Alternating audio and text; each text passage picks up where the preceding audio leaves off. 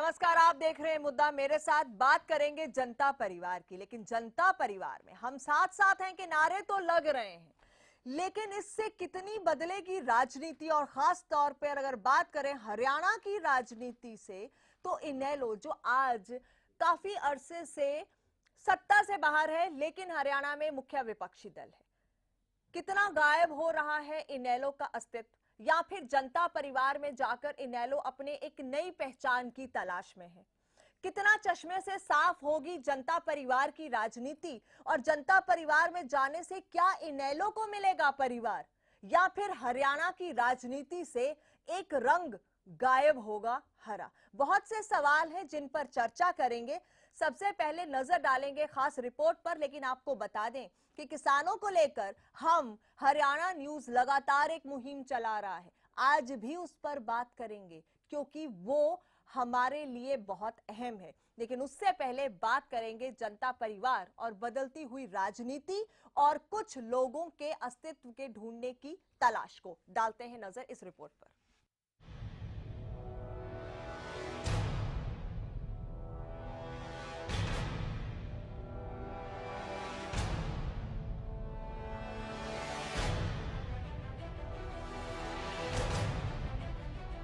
राजनीति का परिवार और जनता जुटाने की कोशिश।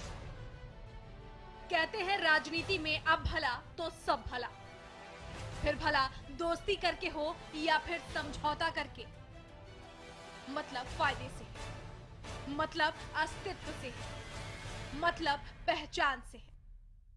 कूटनीति की कशमकश और समझौतों की डगर पर जब कुछ साथी एक साथ कदम ताल मिलाने लगे तो मिलन भी मिलनसार हो जाता है। हरियाणा न्यूज आज एक ऐसे ही मिलन का विश्लेषण करेगा जिसमें समझौते की नींव पर राजनीति की दीवार को खड़ा किया जा रहा है। विश्लेषण जनता परिवार के पारिवारिक समझौते का भी, और विश्लेषण अतीत में हुई उस गुटबाजी का भी जिसकी यादें जहन में आज भी ताजा है। दिल्ली में आज भारतीय जनता पार्टी से मुकाबला करने के लिए जनता परिवार में 6 पार्टियां RJD, JDU, Samajwadi party, Janata Dal S, Indian national Lokdal और समाजवादी जनता पार्टी का विलय हुआ। एक झंडा और एक निशान के साथ ये 6 पार्टियां एक हो गई। जहां पूंजीपति वर्ग के लोगों की सरकार बनी, जिन्होंने इस देश के किसान की, मजदूर की, छोटे व्यापारी की अनदेखी की, आज उसके सामने एक विकल्प के रूप में एक नई पार्टी का गठन हुआ है। और ये नई पार्टी इस देश में कमेरे के लिए लड़ करके, कमेरे के साथ न्याय करने के लिए एक लंबी लड़ाई लड़ करके इस देश को उन लोगों के हाथ में नए सिरे से बागडोर सौंपने की लड़ाई लड़ेगी जो इस देश का सही मायने में हकदार है। इंडियन नेशनल लोकदल के नेता अभय चौटाला ने जनता परिवार में पार्टी के विलय का ऐलान किया था। इस मिलन के मिलान को भी समझना बेहद जरूरी है, क्योंकि ये सभी 6 पार्टियां कहीं न कहीं खुद के अस्तित्व को लेकर काफी चिंतित थी, और हरियाणा, महाराष्ट्र विधानसभा में जो इनका हाल हुआ वो किसी से भी छुपा नहीं। हरियाणा विधानसभा चुनाव की बात करें तो क्षेत्रीय पार्टी इनेलो को 90 में से केवल 19 सीटों पर ही जीत मिल पाई थी, जबकि लोकसभा चुनाव 2014 में भी इनेलो 10 में से केवल 2 ही सीटों पर कब्जा करने में सफल रही थी। पार्टी के लिए एक ये मुश्किल की घड़ी थी, क्योंकि जो पार्टी आज से 10 साल पहले तक सत्ता में थी, वो पार्टी आज 15 साल के लिए सत्ता से बाहर हो गई, और शायद विलय के पीछे इनेलो के लिए एक यही सबसे बड़ा कारण रहा। पार्टी से जुड़े 2 बड़े चेहरे जेबीटी भर्ती घोटाले को लेकर पहले से ही जेल में हैं। विरोधी दल पार्टी के अस्तित्व को शून्य बता चुका है, और खुद पार्टी के कई नेता परिवारवाद का आरोप लगाकर पार्टी से अलग हो चुके हैं। ये तमाम घटनाएं हैं जिनके आधार पर इस परिवर्तन चक्र की भूमिका को रचा गया है। मुलायम को अपने पुराने जनता दल सहयोगियों से मिलकर एकीकृत दल बनाने के फायदे का गणित फिलहाल अच्छा लगा, लेकिन राजनीति में अंकों का गणित हमेशा कारगर साबित नहीं होता। इसमें एकता के रसायन शास्त्र की हमेशा ही जरूरत होती है। ऐसे में सवाल है कि क्या ये जनता परिवार अतीत के तोड़फोड़ की आदतों से बच पाएगा। सवाल ये भी कि क्या इनेलो जनता परिवार में रहकर अपने अस्तित्व को दोबारा से समेट पाएगी। क्या घटते जनाधार को संवारने की इनेलो की कोशिश कारगर साबित होगी, और आखिरी सवाल ये कि जनता परिवार हरियाणा की राजनीति में कितना प्रभावशाली साबित हो पाता है। ये वो तमाम सवाल हैं जो मिलन प्रक्रिया के बाद खड़े हुए हैं। बहरहाल अस्तित्व की जंग में जनता परिवार का रंग बीजेपी की राजनीति को कैसे भंग कर पाता है, ये तो भविष्य की राजनीति पर निर्भर करता है। भरत श्रीवास्तव के साथ ब्यूरो रिपोर्ट, हरियाणा न्यूज। यकीनन इसका फैसला तो भविष्य करेगा कि जनता परिवार बीजेपी के लिए कितनी चुनौती बदलता है और विकल्प की राजनीति देने की जो बातें कर रहा है वो कितनी दे पाता है। लेकिन सबसे अहम, इनेलो जो अपने अस्तित्व की लड़ाई लड़ रही है वो इसमें अपनी पहचान कितनी बना पाती है, ये भी एक बड़ा सवाल है। मेरे साथ कुछ खास मेहमान हैं। रमन है बीजेपी से, नमस्कार रमन जी। दलबीर धनखड़ है इनेलो से, आपका स्वागत है, नमस्कार जी। और योगेश कौशिक हैं, पॉलिटिकल एनालिस्ट हैं, आपका भी स्वागत है। योगेश जी, सबसे पहले आप ही के पास आऊंगी। राजनीति को अगर हम समझना चाहें, जनता परिवार का मिलना और इनेलो का इसमें शामिल होना, ये विलय और इनेलो का अपना अस्तित्व कहां देखेंगे? इनको आप बाइफरकेट कर दीजिए थोड़ा थोड़ा। जो जनता परिवार की बात हो रही है उसमें जो लोग मिल रहे हैं, अभी इनेलो को हम बाहर रखते हैं, हम उसको हरियाणा पे डिस्कस करेंगे। जो दो लोग मिल रहे हैं मेनली वो बिहार के और यूपी के नेता हैं। वो दोनों के दोनों नेता ऐसे हैं जो एक दूसरे की जगह पे प्रभाव नहीं छोड़ते हैं, ना उनका कोई प्रभाव है। मतलब अगर मान लो बिहार का नेता यूपी में कोई दम नहीं रखता है और यूपी का बिहार में नहीं रखता है, तो ये सिर्फ दिखावे के लिए एक मिलन है, पर उस मिलन का एक दूसरे को राजनीतिक लाभ इनको किसी को नहीं मिलेगा। लेकिन अगर हम इनेलो की बात करें, अब इनेलो पे आते हैं। इनेलो के बारे में जो आप रिपोर्ट में कह रहे हैं, बेशक इनेलो का पार्लियामेंट का इलेक्शन हो, उसमें 2 सीटें बेशक आई हों, लेकिन आप ये भूल जाते हैं उस वक्त ये कहते हुए कि उस वक्त बीजेपी अपने चरम पे थी। मतलब बीजेपी की वो जो थी वो टॉप लेवल पे उस टाइम पे थी, और फिर चौटाला जी की 2 सीटें आई और उसके बाद वो 3-4 सीटों पे 2 नंबर पे भी रहे हैं। तो मैं उसको, और परसेंटेज ऑफ वोट्स अगर आप देखें तो परसेंटेज ऑफ वोट्स इनेलो का कम नहीं हुआ था। सेम अब विधानसभा पे अगर आते हैं, नहीं, देखिए बात यहाँ ये समझने की है, 15 सालों से इनेलो सत्ता से बाहर है। मैं वो बात मैं करना चाह रहा हूँ। चलिए 10 साल कह देते हैं, अभी के 5 साल मैं वो बात करना चाह रहा हूँ। काउंट करेंगे, मैं वही बात नहीं, पर अगर हम ये काउंट करके चलिए कोई बात नहीं, 10 साल से इनेलो सत्ता से बाहर है। एक्चुअली क्या है, मैं वही बात करना चाह रहा हूँ। अब यहाँ पर जाकर, चलिए उन्हीं के पास चल जाती हूँ, आ जाती हूँ आपके पास। वो काफी उतावले हो रहे हैं बोलने के लिए क्योंकि बात इनेलो की हो रही है, तो सबसे पहले उन्हीं के पास चलूंगी। बताइए, कौन सी नई पहचान इनेलो को इस विलय में और इस परिवार में मिलने वाली? नवजोत जी, पहचान की बात यह है 1977 में, 89 में तो इस तरह के समझौते होते रहे हैं। रही बात क्या, आज राष्ट्रीय लेवल पे कांग्रेस लुप्त होने की तरफ जा रही है। एक बड़ी पार्टी बनाने के लिए हमने एक तैयारी की है आने वाले टाइम के लिए। भारतीय जनता पार्टी में इतना घमंड आ चुका है, किसानों की वो नहीं सुन रहे, कर्मचारियों की वो नहीं सुन रहे, किसी की बातें तक नहीं सुन रहे। नेशनल लेवल पे इनेलो अपनी कौन सी पहचान बना रही है? पहचान तो बता रहा हूँ आपको जी, वही तो आ रहा हूँ। हाँ। आप पहचान तो इनेलो अपने आप में ही पहचान है, आपको तो पता है। ऐसा लग रहा था कि मैं वो कह रहा हूँ, बात राष्ट्रीय स्तर पर आने की। राष्ट्रीय स्तर पर क्या है, एफडीआई में कांग्रेस बीजेपी एक हो गई, आपको पता है अभी पीछे। वैसे तो ये बातें करते हैं दो मुई, अलग अलग बातें करेंगी बाहर आके, तो हम बीजेपी से कभी हाथ नहीं मिलाएंगे। एफडीआई जब बीमा की एफडीआई है तो एक हो गए दोनों। इसी चीजों को सोचते हुए कश्मीर में आप देखो क्या हुआ। कश्मीर में, कश्मीर के बारे में आप सोचोगे, भारतीय जनता पार्टी जब से जनसंघ बना है, जब से पार्टी बनी है, कश्मीर के बारे में कहते थे पाकिस्तान में जो कश्मीर है उसको हम ला के दिखाएंगे एक न एक दिन। आज कश्मीर अपना ही कश्मीर पाकिस्तान को देने की बातें करते हैं। आप अब ये बड़ी पार्टी बनाकर उन मुद्दों पे जा रहे हैं। की बातें इसलिए कर रहा हूँ, आज हम राष्ट्रीय पार्टी होने जा रहे हैं।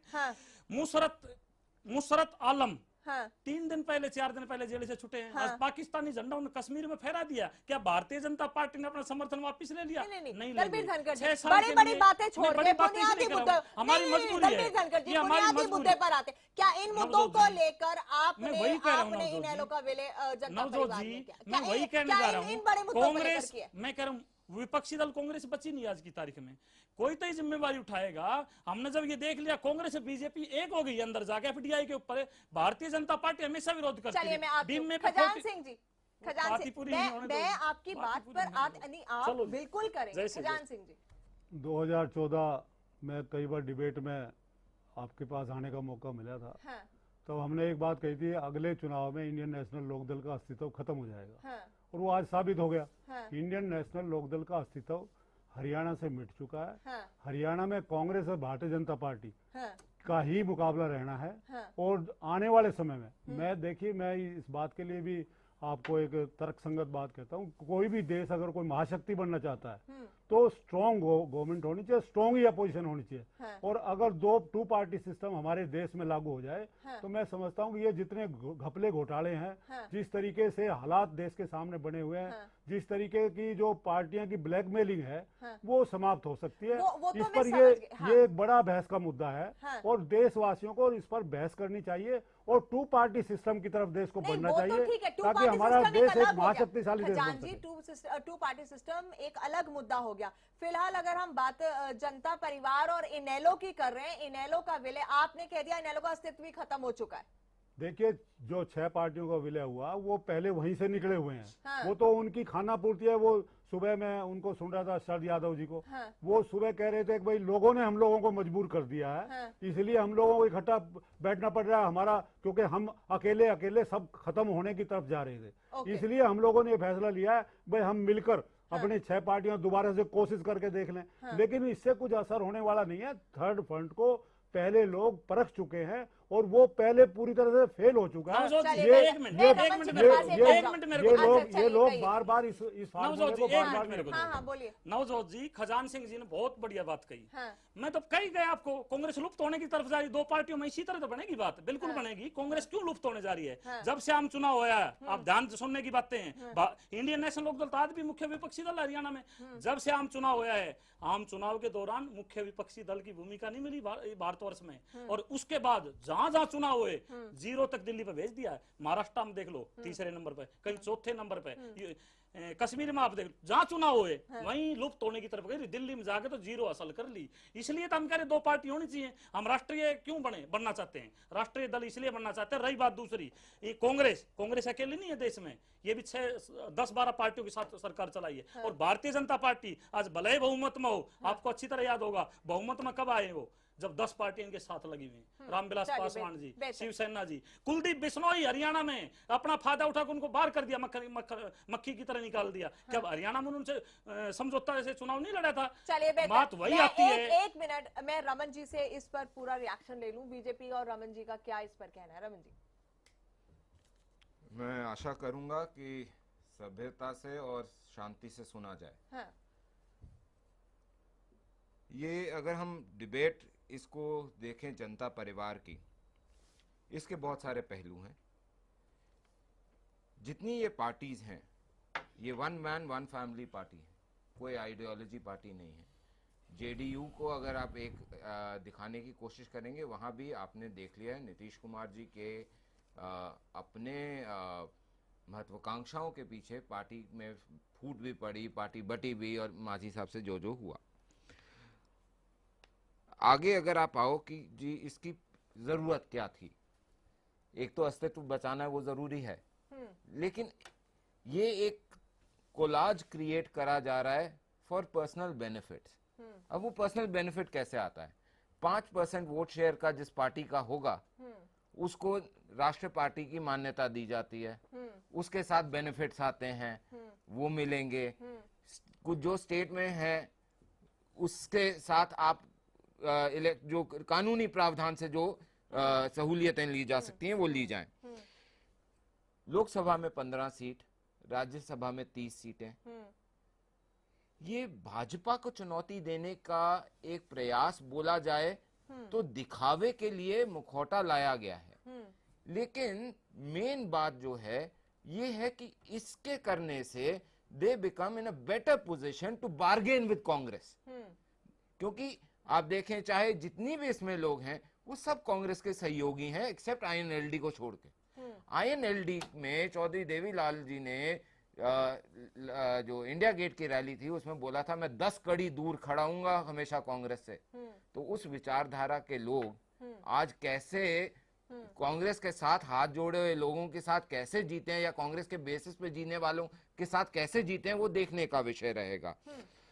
जहां तक बाकी बात करी जाए कि जी ये हो क्या रहा है, it is more about political opportunism UP और बिहार के चुनाव को देखते हुए, और जहां तक INLD की बात है, वो एक वहां पे भी जो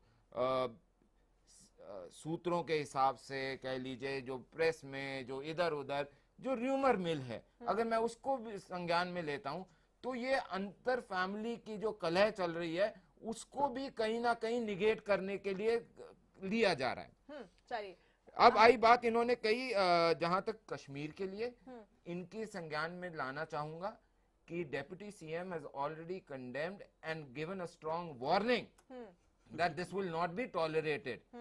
जहां तक FDI इन रिटेल है, ये FDI के लिए चिल्ला रहे थे, ये भूल गए हैं कि हमारा विरोध FDI इन रिटेल है, और वो भी मल्टी ब्रांड रिटेल। तो पहले तथ्य, चलिए उस पर नहीं जाएंगे। योगेश कौशिक जी, मैं आती हूँ आपके पास, हम मुद्दे पर आते हैं, जो मेन मुद्दा है, जहां पर ये FDI और ये सारी चीजों का हमारा मुद्दा नहीं है। हम बात कर रहे हैं कि कौन अपने अस्तित्व की लड़ाई लड़ रहा है और किसको इससे फायदा होगा। और बिहार या यूपी के चुनाव की बात अलग है, हरियाणा की बात करें, हरियाणा में अब चुनाव नहीं है, इनेलो को इससे क्या फायदा है? और जहां पर इनर कॉन्फ्लिक्ट, इनर डिस्प्यूट की बात कर रहे हैं, मैं आपको एक बात बिल्कुल स्पष्ट बता देना चाहता हूं, आप एक प्रोग्राम और शुरू कीजिए मेरी सलाह से। कि अब तक जो हरियाणा में या भाजपा सरकार ने किया है उसका सर्वे कराइए आप, आपको पता लगेगा कि हरा रंग गायब होने वाला नहीं है, भगवा रंग हरियाणा से गायब हो जाएगा, तय है। फाइट रहेगी सिर्फ कांग्रेस में और चौटाला जी में, देख लेना आप। ये मैं आज कह रहा हूँ, आज के 5 साल बाद हो या 4 साल बाद हो, जब भी हो, या 3 साल, मुझे नहीं लगता सरकार शायद 5 साल भी चलाए, चाहे मेजोरिटी में हो, मैं ईमानदारी से कह रहा हूँ ये बात। तो ये नंबर 1 है ये बात। तो चौटाला जी का जो बेसिक, जो इनका अपना वोट बैंक था, वो है अभी भी, लेकिन मोदी जी ने एक ऐसा ओरा तैयार किया कि मैं हिंदुस्तान को पता नहीं कहां ले जाऊंगा। ये वोट बीजेपी को कहीं नहीं मिला, हरियाणा में भी बीजेपी को वोट नहीं मिला था। हमारा कैंडिडेट, गुड़गांव का कैंडिडेट ऐसा था जो हर आदमी चाहता था हारे, लेकिन लोगों ने वोट ये कह के अब की बार मोदी को डाल देते हैं। उन लोगों को मालूम ही नहीं था कि हम वोट किसके लिए डाल रहे हैं। शायद फिर डाइवर्ट हो रहे हैं। हम बिगर पर्सपेक्टिव में बात करें, अगर बिगर पर्सपेक्टिव में बात करें तो फिर हम जनता परिवार को कहां देखते हैं? अनिल आर्या भी मेरे साथ जुड़ गए हैं, एक बार उनके पास भी चलेंगे। अनिल आर्या जी नमस्कार। नमस्कार जी। अनिल आर्या जी, जनता परिवार का मिलना, साथ साथ है कि नारे लगना, इनेलो का इसमें शामिल होना, कहां देखेंगे इनेलो की राजनीति और आने वाले वक्त में इनेलो को? इंपॉर्टेंट सवाल मेरा ये भी है, हरियाणा से रिलेटेड है, क्योंकि हरियाणा की राजनीति बेहद इंपॉर्टेंट है। और दूसरा, जनता परिवार कितना एक विकल्प की राजनीति दे पाएगा? अगर यूपी और बिहार में चुनाव नहीं होते तो शायद ये जनता दल परिवार जो इकट्ठा हो रहा है, इकट्ठा होने की नौबत पे नहीं आती जी। बिहार और यूपी के चुनाव के जो थ्रेट है, और मोदी का जो थ्रेट था, उस थ्रेट ने इनको इकट्ठा करने के लिए मजबूर कर दिया। नीतीश और लालू दोनों धुर विरोधी आदमी एक मंच पे आके खड़े हो गए, महज इसलिए कि चुनाव है। जहाँ तक सवाल इनेलो का है, इनेलो जो जनता दल परिवार में शामिल होने जा रही है, मुझे लगता है कि ये इनकी एक राजनीतिक भूल है। हरियाणा में जनता दल का कोई लेना देना नहीं है, लालू हो, मुलायम हो, नीतीश हो, उसका कोई अस्तित्व कुछ नहीं है। यहाँ जो कुछ है चौटाला है, और चौटाला साहब अपनी आइडेंटिटी, अपनी पार्टी की आइडेंटिटी उनके साथ मर्ज करके क्या ले लेंगे, मेरी समझ से बाहर है। मुझे लगता है कि सिर्फ इसलिए कि इस वक्त चौटाला साहब संकट में है, पार्टी संकट में है, ये लोग अंदर हैं, इनको लगता है कि बड़े फलक पे आ जाएंगे, कई लोगों का गठजोड़ हो जाएगा, तो शायद इससे कुछ दबाव बने तो राहत मिलने की उम्मीद जगे। अदरवाइज इससे अधिक मुझे लगता नहीं कि इनेलो को कोई लाभ इस विलय से होने वाला है। अगर इनेलो अपना अस्तित्व, अपना सिंबल, अपनी पार्टी अलग बना के रखती और उसके साथ सहयोगी या गठबंधन किसी और ढंग का हो जाता तो वो ज्यादा बेटर होता।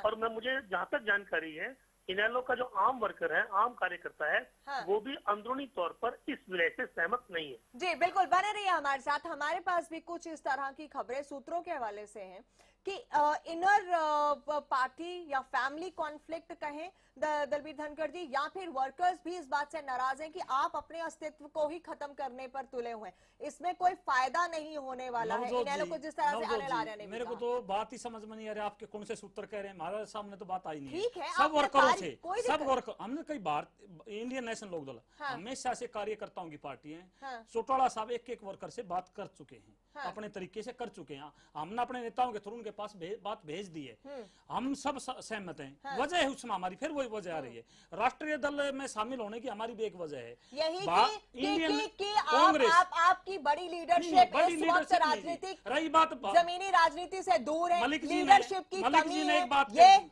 दलबीर धनखड़ जी, मैं आपसे जानना चाहती हूँ कि बोलो। क्या ये है कि बड़ी लीडरशिप, बड़े चेहरे इस वक्त पार्टी में नहीं है, इसका नुकसान हो रहा है, पार्टी को कोई लीड नहीं कर पा रहा है, या फिर वर्कर्स थोड़े से इस चुनाव की हार के बाद हताश हो गए हैं, अपने आप को एक नेशनल प्लेटफॉर्म पे ले जाकर ये मैसेज देना कि अब हम एक स्टेप आगे जा रहे हैं? नवजोत जी, मेरा सीधा सीधा सवाल था, बैठते ना आपका सवाल था, मेरा जवाब सीधा सीधा। राष्ट्रीय हित भी हमने देखना है, राष्ट्रीय हित में कांग्रेस लुप्त होने की तरफ जा रही है। मैं फिर वही कह रहा हूँ, भारतीय जनता पार्टी मनमानी करने जा रही है। भारतीय जनता पार्टी को ये सब दल मिल गया, पहली बार नहीं हुए इकट्ठे, ये पहली बार इकट्ठे नहीं हुए। ये बात कैसी बातें कर रहे हो नवजोत जी? क्या ये पहली बार इकट्ठे हो रहे हैं? ये दल क्या पहली बार इकट्ठे हो रहे हैं? पहले भी इस तरह के हुए। मैं कह रहा हूँ इंडियन भारतीय जनता पार्टी में क्या और दल नहीं मिले हुए? अकेली भारतीय जनता पार्टी है, एनडीए है, एक यूपीए है, ये जनता दल हो जाएगा, राष्ट्रीय जनता दल हो जाएगा। हम भी एक पार्टी है कांग्रेस की। मुझे देखिए, ये जनता परिवार तो ऐसा लगता है जैसे पुरानी शराब की बोतल पे नया लेवल चिपका रहे हैं। ये थर्ड फ्रंट की ओर बढ़ेंगे अब धीरे धीरे, अगर इनका नेशनल लेवल का सोचने का है तो। लेकिन फिर मैं हरियाणा पे अगर आता हूँ तो हरियाणा में मेरा अटूट दावा है कि जो चौटाला जी अपने दम पे कर सकते हैं करेंगे, वही करेंगे। इनके मुकाबले में ये मुलायम को बुला लें, नीतीश को बुला लें, कोई आधार नहीं है खजान जी। तो यकीनन इस बात पर है आज तक एक भी सीट जीती नहीं है। हाँ, पार्टियों में से किसी ने एक सीट नहीं जीती है। तो अनिल आर्य ने भी ये सवाल खड़ा किया कि इसमें इनको कोई फायदा कम नुकसान होता हुआ ज्यादा दिखाई दे रहा है। खजान जी, नवजोत जी, मेरी एक तो प्रार्थना है, हाँ, डिबेटर को 5-5 मिनट देते हो तो किसी को 6 दे सकते हो, लेकिन ये नहीं कि एक आदमी 15 मिनट तक गालियां देने पे बैठा है। तो ये प्लीज मेरी मतलब ये आपका बैलेंस करना घड़ी रखो, 2 मिनट किसी को दिया 2 ही मिनट बोले। और मैं ये कहना चाहूंगा कि मेरे लायक दोस्त बार बार कहते हैं कांग्रेस लुप्त हो रही है, कांग्रेस लुप्त हो रही है। कांग्रेस फ्रीडम फाइटर्स की और शहीदों की पार्टी है, देश को आजाद करवाया कांग्रेस ने। और इनके नेता माननीय चौधरी देवीलाल जी, माननीय श्री ओम प्रकाश चौटाला कांग्रेस से ही पैदा होकर गए हैं। इनको शायद इस बात का देखिए, अब ये फिर बीच में बोलना शुरू कर दिया, अब फिर बीच में बोलना शुरू कर दिया। मैं ये कहता हूं कि ये सारे कांग्रेस से ही पैदा हुए हुए नेता हैं और कांग्रेस कभी लुप्त नहीं होगी। कांग्रेस पार्टी बाउंस बैक करेगी, 2019 में 350-400 सीटें लेकर सरकार बनाएगी, श्री राहुल गांधी देश के प्रधानमंत्री बनेंगे। ये मैं आज बताता हूं आपको, मैंने पिछली बार भी कहा था, अब 2015 भारतीय जनता पार्टी के लिए अशुभ होगा। और 2015 में जैसे ही प्रवेश किया, भारतीय जनता पार्टी की उल्टी गिनती शुरू हो गई। और उल्टी गिनती कहां जाकर रुकेगी? मैं समझता हूं 2 पार्टी सिस्टम होना चाहिए। हो सकता है 2 पार्टी सिस्टम में कांग्रेस और जनता दल ही रह जाए और बीजेपी खत्म हो जाए, ये भी हो सकता है। या बीजेपी आए उभर कर, कोई भी आए, लेकिन 2 पार्टी सिस्टम की तरफ देश बढ़ रहा है। देश का जो मैंडेट है, जैसे दिल्ली का मैंडेट दिया, जैसे देश ने मोदी जी के लिए मैंडेट दिया, वो भारतीय जनता पार्टी के लिए मैंडेट नहीं था, वो मैंडेट था मोदी के लिए। और जो दिल्ली में मैंडेट है वो केजरीवाल के लिए मैंडेट है। और देश इस तरफ बढ़ रहा है, देश हमारा प्रेसिडेंशियल फॉर्म ऑफ गवर्नमेंट की तरफ जो मैंडेट है वो इशारा करता है। तो मैं जनता दल, जो जनता दल परिवार इकट्ठा हुआ है, उस पर ये कहना चाहूंगा कि ये तो पुराने एक उसी ग्रुप से निकले हुए हैं और उसी ग्रुप में फिर दोबारा शामिल हो गए। इससे कुछ नया देश को नहीं दिख रहा। माफ कीजिए खजान जी, आपने कहा 2 पार्टी सिस्टम होना चाहिए, खैर वो एक अलग मुद्दा है, होगा कि नहीं होगा। लेकिन एक बात जरूर है, कांग्रेस भी आप अपनी रिवाइवल की लड़ाई लड़ रही है और इनेलो भी अपनी रिवाइवल की लड़ाई लड़ रही है। ये फैक्ट है और इस फैक्ट को हम झुठला नहीं सकते हैं, ये बेसिक फैक्ट है। कांग्रेस भी अपनी लीडरशिप में उलझी हुई है कि कौन लीड करे, और इस वक्त इनेलो के अंदर भी वही हालात है, क्योंकि बड़ी लीडरशिप इनेलो की भी नहीं है। कांग्रेस मजबूत है, कांग्रेस ने झूठ नहीं बोली, इन्होंने झूठ बोली है। फर्क इतना है, इन्होंने झूठे सपने दिखाए, कांग्रेस ने झूठे सपने नहीं दिखाए, और उसका नतीजा आपके सामने आज जिस तरीके के हालात हुआ। खजान सिंह जी, बिल्कुल नतीजा आ गया हमारे सामने, सबके सामने नतीजा आ गया। चलो, उस नतीजे को तो हम सब देख भी चुके हैं और भोग भी रहे हैं। मैं जो पॉइंट रेस करा था और उसको मैं दोबारा रेस करता हूं कि बेनिफिट ऑफ द सिस्टम एक बड़ा पॉइंट, दूसरा बड़ा पॉइंट द आइडेंटिटी क्राइसिस। और मैं क्यों आइडेंटिटी क्राइसिस बोल रहा हूं कि इस समय जो जननायक देवीलाल जी का अस्तित्व था, उनकी प्रतिबिंब थी, उनका एक पोजीशनिंग थी हरियाणा की पॉलिटिक्स में, उसको अगर आप उससे मेजर करना लगे चौटाला परिवार को, तो ग्राफ नीचे आता गया और वो नीचे आते आते बहुत नीचे आ गया। अब पॉइंट इतना सा आता है कि यहां पे जिस चश्मे को किसी की जरूरत नहीं थी, वो साइकिल के कैरियर पे जाके बैठा क्यों? और वो अपने आप में बड़े सवाल उठाता है। एक पॉलिटिकल स्टूडेंट के हिसाब से अगर आप उसमें देखें तो उसमें ये आप हमेशा सवाल बहुत बड़ा उठेगा कि ऐसा क्या हुआ कि जो पार्टी लीडर ऑफ ऑपोजिशन है, उसको ये जरूरत पड़ी है कि जो नोबडी हैं इस स्टेट के अंदर, उनको बैसाखी बनाए।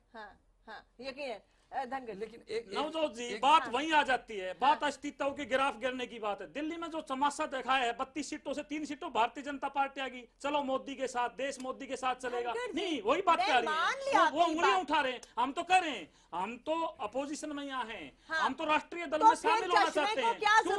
मैं जरूर बता रहा हूँ आपको, मैं जरूर बता रहा हूँ, कांग्रेस खत्म होने की तरफ जा रही है। भारतीय जनता पार्टी इतनी सोच रही देश को बेचने की तरफ जा रही है, हर चीज को दूसरी तरफ ले जा रही है। किसानों के लिए आप देखो, आज सुबह आ रहा है किसान, क्यों नहीं आए राष्ट्रीय दल? हम राष्ट्रीय दल में क्यों नहीं जाना चाहेंगे? हम राष्ट्रीय दल में जाना चाहेंगे ताकि देश के मुद्दे हम उठा सकें, जो कि देश के मुद्दे लुप्त करने जा रही है भारतीय जनता पार्टी और कांग्रेस। बोलिए। एक पॉलिटिकल पार्टी जो कि स्टेट में लिमिटेड है, उसके स्टूडेंट विंग में उनका नेशनल प्रेसिडेंट अगर ऑलरेडी है, तो उससे राष्ट्रीय स्तर पे पहुंचना या तो तब नहीं था राष्ट्रीय स्तर पे, और अगर राष्ट्रीय स्तर पे नहीं था तो वो नेशनल प्रेसिडेंट क्या हुआ, और अगर आज है नेशनल स्तर पे जा रहे हैं तो वो तब क्या भ्रम था। तो वो जो है वो एक पॉलिटिकल डिबेट का हिस्सा है। चलिए, एक्चुअली क्या होता है, ये कुछ बातें जो हो रही हैं, जब लीडरशिप चेंज होती है किसी भी पार्टी में, जैसे नेहरू जी नहीं रहे तो ये देश में सवाल आया कि हु आफ्टर नेहरू, ऐसे ही और पार्टीज, जैसे अभी जो बात चल रही है मेनली मेरे हिसाब से, मैं वहीं पे आता हूं कि चौटाला जी की पार्टी में अब ये कंफ्यूजन सा है थोड़ा सा कि हु इज द लीडर, पर इसको बुरा मानने की जरूरत नहीं है। ये बीजेपी में भी आया, बीजेपी में मोदी जी ने सबको एकदम मिटा के और अपना अस्तित्व जमा लिया, लेकिन इनके यहाँ लड़ाई नहीं होगी क्योंकि इनके परिवार का मामला है। अब उस परिवार में तो यही है कि परिवार में ही लीडरशिप अगर होती भी है तो मैं वहां पे आता हूँ। देवीलाल जी के समय पे भी 2 भाई थे, 2 भाइयों में से किसी एक को लीडरशिप मिलनी थी, चौटाला जी को मिल गई। अब ऐसे भी यहाँ पे भी 2 भाई हैं, 2 भाइयों में से किसी एक को मिलनी है, उसमें अब एट प्रेजेंट कोई है, लेकिन वो एक्सेप्टेबल अगर नहीं है तो अब नेक्स्ट जनरेशन भी इनकी आ चुकी है जो बड़ी डायनामिक है, समझदार है, पढ़ी लिखी मुझे नजर आती है। वो लीडरशिप आने में और इस लीडरशिप के जाने में जो एक वैक्यूम क्रिएट होता है या जो परेशानी होती है, उस वैक्यूम को क्या भरने की कोशिश कर रहे हैं साइकिल पर सवार होकर? मुझे ये एक्सेप्टेड नहीं लग रहा थोड़ा सा। अनिल आर्य, 1 मिनट, अनिल आर्य के पास भी चलेंगे। अनिल आर्य जी, आप किस नजर से देखेंगे? आप सुन रहे हैं सभी मेहमानों की बात, लेकिन एक अहम सवाल कि चश्मे को साइकिल की सवारी क्यों करनी पड़ रही है? मैंने वही कहा कि चश्मे को जो साइकिल की सवारी है, इनको लगता है कि एक राष्ट्रीय परिप्रेक्ष्य में, जैसा दलवीर धनखड़ बार बार कह रहे हैं, कि राष्ट्रीय फलक पे, राष्ट्रीय मंच पे आने की जो इनकी जद्दोजहद है, और वो जद्दोजहद सिर्फ इसलिए है कि इनेलो जब अकेली पार्टी रहती है, क्षेत्रीय पार्टी, तो वो दबाव शासन, प्रशासन और सरकार के ऊपर नहीं बन पा रहा। ये देखते हैं कि नीतीश, लालू और उनके साथ मिलने से बात बीजेपी पर आक्रामक हो पाएंगे। इनकी सिर्फ जद्दोजहद ये, मुझे लगता है कि अगर ये लोग एक हो चुके हैं, इसमें इनेलो को बहुत बड़ा लाभ किसी भी ढंग से मिलने वाला नहीं है। यहाँ साइकिल का, लालटेन का और तीर कमान का कोई अस्तित्व नहीं है। अगर हरियाणा में अस्तित्व है तो ओम प्रकाश चौटाला का और चश्मे का है। ये जो भूल है, ये आगे मुझे लगता है कि ये इलेक्शन हो जाए यूपी और बिहार के, उसके बाद इस भूल को चौटाला साहब सुधार लेंगे। रहा सवाल इनकी पार्टी के घर में जो अंदरूनी है, मैंने अभय चौटाला से एक सवाल पूछा था कि आपके घर के अंदर जो झगड़ा है, जो विरासत का झगड़ा है, तो ताऊ देवीलाल की विरासत का झगड़ा आपके पापा, फादर, इन सब में था, वही अब आ रहा है। अभय चौटाला और अजय चौटाला के बीच में जो रिलेशन है वो सबको पता है कैसे है कैसे नहीं है। तो नई पीढ़ी है, मैं योगेश कौशिक की बात से सहमत हूँ, तो दुष्यंत और दिग्विजय की जो पीढ़ी है, ये पीढ़ी पहले पीढ़ी से ज्यादा डायनेमिक है। हालांकि ऐसा कुछ नहीं है कि इनके घर में कोई विभाजन हो गया, बहुत बड़ा विभाजन हो गया, लेकिन हरियाणा की राजनीति में 4 साल है इनके पास, और इस 4 साल में ये क्या करेंगे ये देखने की बात। अभी तक तो केंद्र में भले ये बीजेपी को गाली दे रहे हो, लेकिन इनेलो ने ना तो एफडीआई के मुद्दे पर ना किसी और मुद्दे पर क्या इन्होंने खिलाफ वोट डाला था उसके? अगर खिलाफ वोट नहीं डाला तो इसका मतलब बीजेपी को समर्थन किया। पॉइंट्स आपको अनिल आर्य जी शायद आपको पता नहीं, भूमि अधिग्रहण पे हम राष्ट्रपति जी को अपना लेटर दिए थे, एफडीआई पे हमने वोटिंग नहीं किया था सरकार के साथ, आपको शायद ध्यान नहीं है। दो मुद्दे उठाए, दोनों मैंने आपको बता दिए हैं। अरे प्रभु, भूमि अधिग्रहण की बात ही नहीं की जा रही। आपने नहीं, FDI के मुद्दे पे वही कहा था। बातें हैं, बात आती देश और नहीं, प्रदेश की भलाई का। नवजोत जी, मैं फिर वही बात आपकी कहना पार्टी चाहूंगा, का- देश और सुनिए, प्रदेश की दलवीर जब जी, भलाई की बात आपकी आती है, पार्टी- हम राष्ट्रीय आपकी होना पार्टी चाहते हैं, का- राष्ट्रीय मुद्दे उठाना चाहते हैं। कांग्रेस, मैं फिर कह रहा हूँ, कांग्रेस लुप्त होने की तरफ जा रही है। जहां से हम चुनाव हुआ, क्या मतलब अपोजिशन में कहीं सीट मिली इनको? जगह नहीं मिली कहीं भी, धनखड़ जी। पूरे देश में कहीं भी चुनाव हुए धनखड़। अपोजिशन की जगह नहीं मिली। और दिल्ली में आते आते 0 पास ये पहुंच एक गई, सेकंड इसलिए हमारी जरूरत है यहाँ राष्ट्रीय दल होने के खजान लिए। जी को भी बोलने दें। हाँ। देखिए, जो लुप्त कर रहे हैं, 10 साल कांग्रेस सत्ता में रही, 2 बार इनको ऐसी पटक मारी, 10 की 10, एक बार तो लोकसभा मारी, एक बार 9 लोकसभा मारी, और ये मेरे लायक दोस्त सपने देखने में माहिर हैं। मैं ये कहूंगा लोकदल का अस्तित्व खत्म हो गया, और ये जानबूझकर, ये सुसाइडल फैसला है इनका, ये एक सुसाइड करने जैसी स्थिति है। जो इनका कार्यकर्ता चश्मे को पहचानता था, वो चश्मे की पहचान खोकर वो साइकिल को नफरत करते हैं हरियाणा में। वो साइकिल की तरफ, ये 4 साल तक साइकिल बताएंगे तब भी नहीं समझ पाएंगे। तो मैं ये कहूंगा और अगर फिर साइकिल के बाद फिर चश्मे पर और आए, ये तो इनकी- ये भी नवजोत एक जी, बड़ा एक नवजोत जी, अलग सा नवजोत जी, क्राइसिस वाला नवजोत जी, मोमेंट हो let जाएगा। me complete। हाँ। ये इनका पुराना इतिहास है। कभी इन्होंने मशाल पकड़ ली, कभी इन्होंने चश्मा पहन लिया, हाँ। कभी इन्होंने साइकिल पकड़ ली, कभी इन्होंने कोई और निशान रखे। ये इनका इतिहास है, और ये इतिहास अब सिमटता जा रहा है। ये अंत है इनका, अस्तित्व इनका लोकदल का खत्म। हरियाणा की जनता नवजोत इसको जी, पहले नवजोत मुझे- जी, मुझे ब्रेक- तब ब्रेक तब लेंगे, बहुत ही कम तब शब्दों के में। आदमी निकलता, मान रहे ना, हाँ। निशान हमारे बदलते रहे और ऊपर बढ़ते चले गए। नंबर 1, नंबर 2, बात वही आ जाती है। 9 सीटें 10 सीटों की बात करते हैं। दूसरे टर्म में 40 एमएलए से सरकार चलाई है, सेंटर के दबाव से। आपको चलिए, पता है, सब छोड़ एमएलए दीजिए, खरीद के मुझे बाद में सिर्फ कोर्ट में इतना बता बाद दीजिए। में कोर्ट ने क्या सब डिसीजन छोड़- दिया? सब छोड़ बात दीजिए। नहीं, क्यों मुझे नहीं, सिर्फ क्यों इतना बातें बता करते हैं? दीजिए, कांग्रेस वाले इससे बातें क्यों फायदा करते क्या? हैं? इनेलो को फायदा ही फायदा है। क्या फायदा दिख रही है? हमें बस फायदा एक ही लाइन। फायदा है। हम राष्ट्रीय दल होने जा रहे हैं और राष्ट्र की हित की बातें करेंगे, देश और प्रदेश के हित की बातें करेंगे। चलिए, मैं फिर वही कह रहा हूँ। अच्छा, एक सवाल और। आपने कहा कि आप राष्ट्रीय होने जा रहे हैं और इससे आपको फायदा मिलेगा, ठीक है। क्या कहीं भी आप वर्कर्स में ऐसा असंतोष इसको लेकर आपको दिख रहा है? नंबर 1। नंबर 2, क्या ये डर भी है, जिस तरह के सवाल उठ रहे हैं, कि इनेलो जो अपनी ओरिजिनलिटी है वो खत्म कर देगी इस विलय के साथ? बात जहां तक वर्कर की है, नवजोत जी, कहीं से कोई बयान आपके पास आया हो तो आप प्रूव कर सकते हो। हाँ। हमने बताई ना, हाँ। बूथ लेवल के कार्यकर्ताओं से बात करके फैसला किया। कोई ऐसे चाहिए। फैसले नहीं होते इस तरह के। ठीक इस है। तरह के फैसले ऐसे थोड़ी हो जाएंगे, घर में बैठ के कर देंगे, एक आदमी कर देगा। तो आज रोड पर आ जाते सबके सब लोग। अच्छा। किसी तरह की कोई बात नहीं है। एक एक कार्यकर्ताओं की बातें हम आपस में बैठ के करते रह गए, फैसला पहुंचा। ठीक है, आपको इससे कोई डर नहीं है कि हमें जरूर तो ओरिजिनलिटी लगी। खत्म हो जाएगी? कैसे खत्म इनेलो हो की जाएगी? क्यों originality? खत्म हो जाएगी? चलिए। तो देवलाल की सेना ये कैसे खत्म हो सकती है इस अच्छा, देश में, ठीक- प्रदेश ठीक- में? ठीक है, मुझे- ना मुझे- देश में खत्म होगी ना प्रदेश में खत्म होगी। आज नरेंद्र मोदी जब हरियाणा में पहली बार घुसे तो देवलाल का नाम लेके घुसे थे। Raman ji, very quickly a small comment on this. I have to take a short break. देखिए, कोई भी बड़ा नेता होता है, चाहे वो अटल जी भी हों हमारे पास से, आप उसको अपनी धरोहर माने अकेले की, वो नहीं होता, वो देश की धरोहर होता है।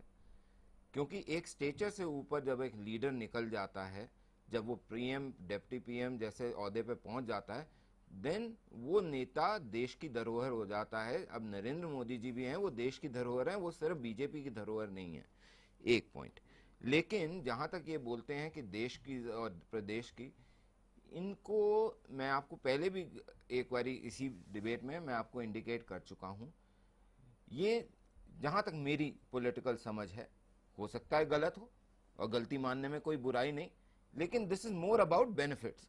उसकी वजह सिंपल सी ये है कि हमारा इलेक्शन लॉ ये कहता है कि अगर आपके पास 5% से ऊपर वोट हैं राष्ट्रीय स्तर पे, तो आप राष्ट्रीय पार्टी डिक्लेयर हो सकते हैं और उसके बाद बहुत सारे बेनिफिट मिलते हैं।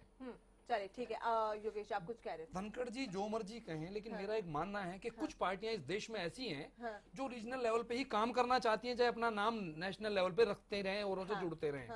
इनेलो भी उनमें से एक पार्टी है जो नेशनल लेवल पे कभी इंटरेस्ट नहीं लेती। हाँ, देवीलाल जी का वक्त था, देवीलाल जी एक इतने बड़े स्ट्रेचर के नेता हो गए थे कि उन्होंने सारे लोगों को, पूरे हिंदुस्तान के नेताओं को जोड़ के एक नई पार्टी बना दी। इन शॉर्ट अगर मैं ये आपसे जानना चाहूँ, ये है कि इससे इनेलो को फायदा है या नुकसान? बिल्कुल नहीं। मैं दावा कर सकता हूं धनखड़ जी मेरे विचार से सहमत हो या ना हो कि इनमें अपने में इतना दम है कि ये अपने दम पे ही इलेक्शन अगला लड़ेंगे और अगला लड़ सकते हैं। यानी कि विलय से इनको विलय से कोई फायदा लाभ नहीं है, नुकसान कोई लाभ नहीं, नुकसान ठीक ही है। होगा। खजान जी बहुत शॉर्ट में। ये कहीं की ईंट कहीं का रोड़ा, भानुमति ने कुनबा जोड़ा। ये बिल्कुल ही शून्य प्लस शून्य हो गए, शून्य ही रहेंगे, कुछ नहीं इनमें तंज नवजोत है। जी। और ये इंडियन नेशनल लोकदल ने महा गलती की है।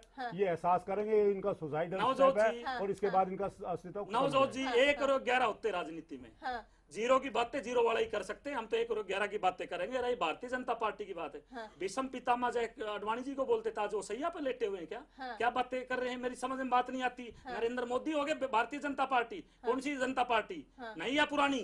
भारतीय जनता पार्टी, नरेंद्र मोदी जनता की पार्टी। तारीफ करने वाले आज बुराई कर रहे हैं। नरेंद्र मोदी अडवाणी जी की प्राइम मिनिस्टर तो आपने बनवाया, आप नहीं बनवाया, मेरे को बोलने नहीं देते। आप बताओ आप फिर भी प्राइम मिनिस्टर इन्होंने बनवाया। खजान सिंह जी आप फिर भी प्राइम मिनिस्टर तो और दूसरे पे अभय चौटाला ने बनवाया। डिबेट में बैठते क्या प्राइम करेंगे? मिनिस्टर कोई आपने बीच में बनवाया। ना बोले दूसरे के मोदी में। मोदी मोदी आप नहीं, करते थे। मैं वही कह रहा हूँ। आप आज क्या बात कर रहे हो? खजान सिंह जी, मैं फिर तो वही आपको बातें शुरू कर दिया सच्चाई आपको फिर बता वही रहा बातें शुरू- हूँ। मोदी मोदी सच्चाई कौन तो मैं करता था? बताऊंगा, फिर आप बोलना बे। कौन मैं बोलूंगा। करता? नवजोत जी, मोदी नहीं, आप मोदी। बीच में क्यों बोल रहे हो फिर? मोदी आप मोदी ही उंगली उठा रहे हो, अभय बीच में चौटाला मत बोलो। अभय चौटाला कहते मैं थे वही मोदी कह रहा मोदी हूँ, मोदी। विषम ये पितामह। मोदी को नहीं, मोदी मोदी को मानना था, आज हमने मोदी को मानना था, भारतीय जनता पार्टी ने माना था। आपने आज दो माना आदमियों था, की पार्टी आपने है। माना भारतीय था। जनता पार्टी दो ने आदमी माना की था, पार्टी ये है, लोग दो क्यों आदमी मोदी पार्टी बात रहेगी। मोदी वो बात प्रधानमंत्री नहीं आपके ना लिए सर। और नरेंद्र सबसे मोदी जी की बढ़िया बात प्रधानमंत्री रहेगी। मोदी और आपने तो बताया था। पार्टी परिवारों की पार्टी आप बन रही लोगों है, ने तो दो बताया आदमियों की था पार्टी बन के इंडियन रहेगी। नेशनल नरेंद्र लोकदल मोदी मोदी जी करते और थे। अमित शाह जी की भूल पार्टी गए बन के मोदी रहेगी। मोदी। अब ये खजान भूल सिंह गए। जी बीच में बोलने बिना नहीं मानते, अब फिर ये- आप कहोगे नवजोत जी, मैं देखिए, बिल्कुल बीच में नहीं बोल रहा ये किसी की टाइम मैं। आप टाइम खजान नोट सिंह कर जी बिल्कुल नहीं लिए, मानते। आधे में अकेला है आधे में हम सब हैं। नवजोत जी ये टाइम कोई देंगे, बात आप नहीं है। बोलेंगे, आज मुद्दा टोटल। हमारा तो हम ही मैं- बोलेंगे। क्या मुद्दा मुझे आपका? मुद्दा मुझे हमारा आपका मुद्दा मुझे है। मुझे नहीं, खजान सिंह मजबूरन जी ये मुद्दा ब्रेक मोदी लेना मोदी पड़ मोदी रहा करते थे, है। मुझे मोदी मोदी। मजबूरन अब ब्रेक कहाँ लेना गए? पड़ रहा मोदी है जी बात तो इस करेंगे, तो नोट इसलिए तो पर राष्ट्रीय दल बनाने जा रहे मोदी हैं। ने कि आपको अपनी अस्तित्व की लड़ाई लड़ आपका रही वो कांग्रेस औकात और बता अपने दी इंडियन अस्तित्व नेशनल की लोकदल। लड़ाई लड़ रही इनेलो इस वक्त हम साथ साथ के नारे तो जरूर लगा रही है, लेकिन इस साथ से कितना फायदा होगा ये तो आने वाला भविष्य ही बताएगा। अब चश्मा साइकिल की सवारी करके कितनी साफ राजनीति को एक नए चश्मे से देख पाएगा, ये भी बड़ा सवाल है जिसका जवाब मैं तो वही कह रही हूँ। मैंने कब कहा ये लड़ेंगे लड़ेंगे अभी ये लड़ेंगे। ये कहेंगे हमारा चश्मा चश्मा चल रहा है।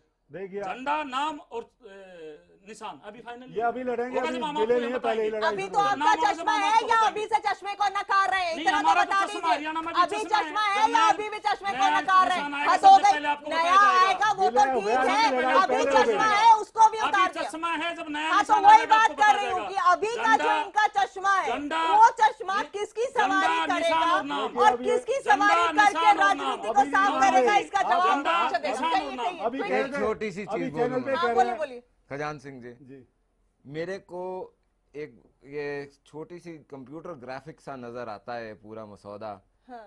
कि आसमान में चश्मा लटका हुआ है, नीचे साइकिल चल रही है और साइकिल के हैंडल पे हाथ लगा हुआ है, चल लालटेन लटक गई। चलिए यहीं पर लेंगे हम एक छोटा सा ब्रेक। फिलहाल ये बड़ा परिवार कितने लोगों को साथ जोड़ पाएगा और इनेलो फिर से, क्योंकि हरियाणा की राजनीति से बात करते हैं, हरियाणा की राजनीति हमारे लिए मैटर करती है, कितना बदलेगा ये इनेलो का भविष्य, ये भी अपने आप में एक बड़ा सवाल रहेगा जिस पर सबकी निगाहें टिकी रहेंगी। फिलहाल हम लेंगे एक छोटा सा ब्रेक और ब्रेक से आने के बाद तुरंत बात करेंगे किसानों की। क्या हालात हैं इस वक्त भी किसानों के, वो डेडलाइन 15 की आज खत्म हो चुकी है गिरदावरी होने की, और कितने कातिल बोल थे रतनलाल कटारिया के, सब पर चर्चा करेंगे इस ब्रेक के बाद। बने रहिए हमारे साथ। हमेशा की तरह आपके कॉल्स का मुझे आज भी इंतजार है और आप कॉल कीजिए और बताइए क्या हालात है इस ब्रेक के बाद।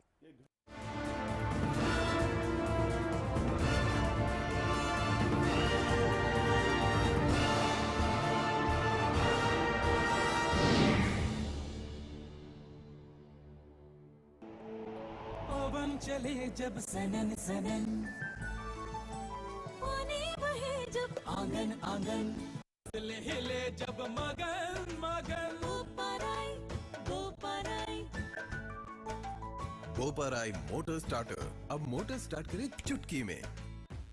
Siddheshwar Automobiles and Corporation brings an exclusive showroom of the amazing brand Nissan in Gurgaon. Cars available in all models and perfect price. And workshop also here with high-tech equipments, approved by Nissan. Showroom Siddheshwar Nissan to Honda Chowk, Sector 34, Plot number 34, Gurgaon, Haryana.